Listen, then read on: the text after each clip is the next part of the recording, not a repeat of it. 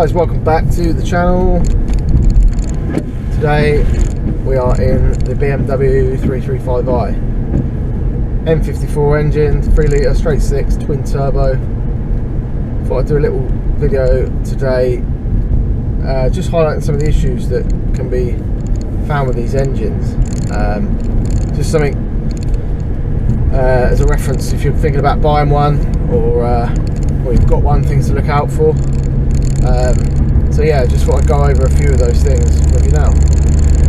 So the first thing to look out for if you're going to be buying one of these is maintenance records. So service, stamps, receipts, all that sort of stuff. That goes a long way with these. They take a lot of maintaining. If you maintain them well, then they'll look after you. But if you neglect them, then you're going to have constant problems. So one of the first things to keep an eye on is the high pressure fuel pump. If you're looking at getting a high mileage one of these, then chances are it's probably been already changed. If you're going for a lower mileage, just think about the fact that you might have to change that at some point. These engines are a common rail fuel system, and they all go to each injector from a high pressure fuel pump. So you've got a low pressure fuel pump in the fuel tank, that goes to the high pressure fuel pump in the front, and then that goes off to the rail, the fuel rail, which goes to each injector. Another thing to look out for is the charge pipe. So when you get one, when you get one of these cars, just have a look to see if the charge pipe is still the BMW plastic one. If it is, don't touch it too much because they are known to crack. When I got mine, it had the original one in there. I literally just had a little look at it and it cracked in my hand on the seam where it goes off to the diverter valves. Just a little crack there, so not great. You can pick them up for, depends how much you want to spend. You can get a Forge Motorsport, whatever they are, Forge blow off valve with the charge pipe. You're looking around 300-400 quid, or you can get an eBay special. In my opinion, it's all relatively the same, apart from the actual diverter valve or reset valve, whatever, blow off valve, whichever you're going to go for. The actual pipe itself, I can't see a great deal of difference in them. I went for a sort of mid-range eBay one, if there's such a thing, but it cost me, I think, I don't know, like 60 quid or something. But aluminium pipe, I just checked that all the there's no burrs or anything like that on there, and you know, it's pretty good quality. Same one, been on there for about a year now. It's perfect, so something to keep an eye on. So another thing to have a look at on these engines is the injectors. They managed to get 12 revisions on the injector in the end. This car is running the NX12s, so the latest version. They were known to cause loads of issues, misfires. They basically just leaked. So, but touch wood, I've had no problems with this one. But they are the newest NX12, so not cheap. They're around a couple hundred quid a piece.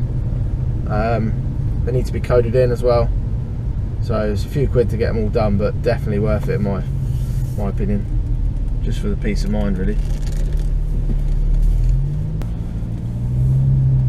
Now also going off the on the subject of injectors, where these engines are direct injected, they do suffer from a lot of carbon build-up on the intakes, the intake valves. You literally, well, it is what it says, you literally get like a layer of carbon deposits, and it can affect the sealing of the valve.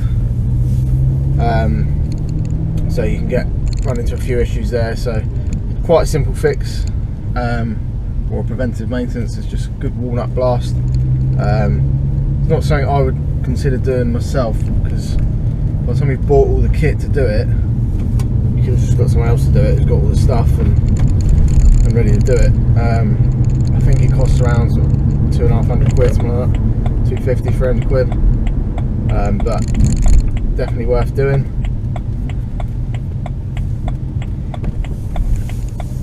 here's another big issue with these cars: fuel. Don't get the best miles per gallon on these, but miles per gallon is where it's at. So here we are again, back at the fuel station. Here's what it is. Don't buy one of these to be economical. Right, be right back.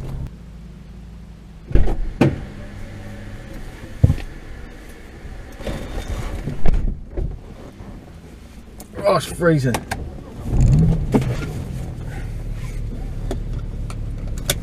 Right, it's another 40 quid gone. Right, where were we? Another one.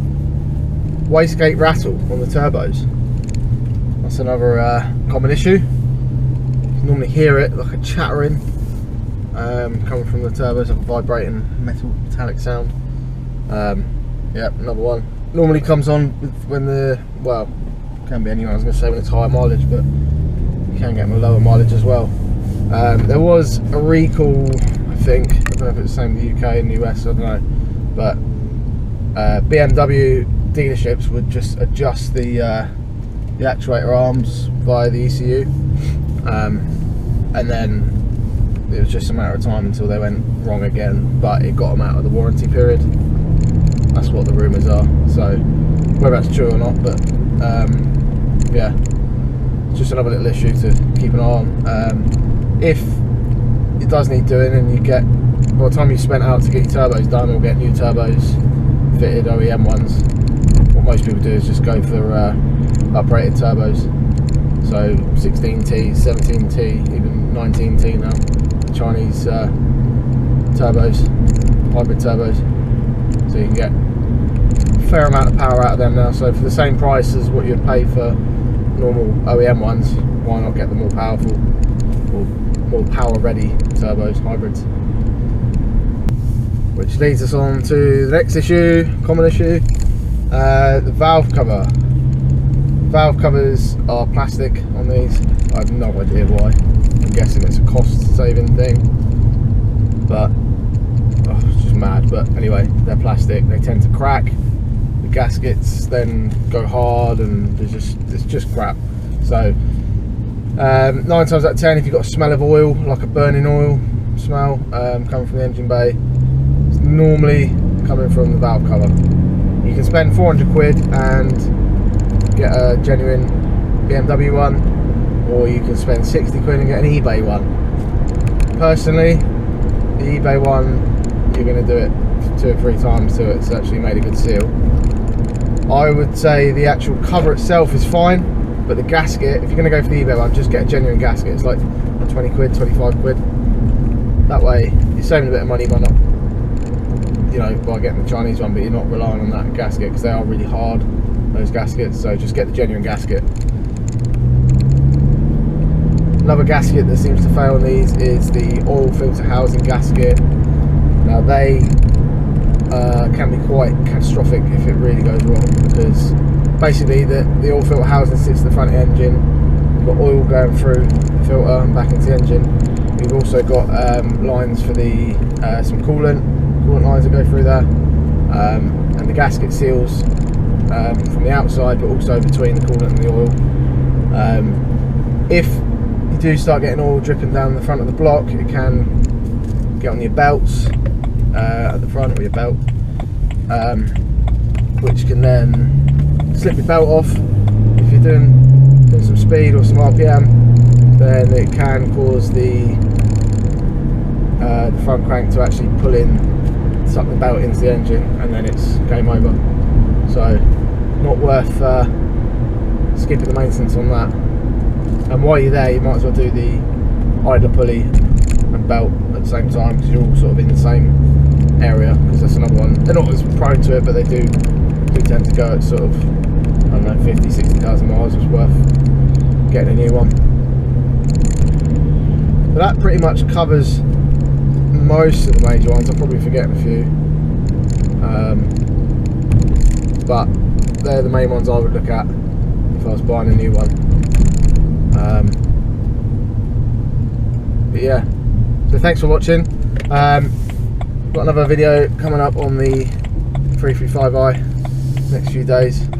So make sure you subscribe, hit the like button if you want to, or dislike, whatever, it's up to you. Yeah, thanks for watching, see you again.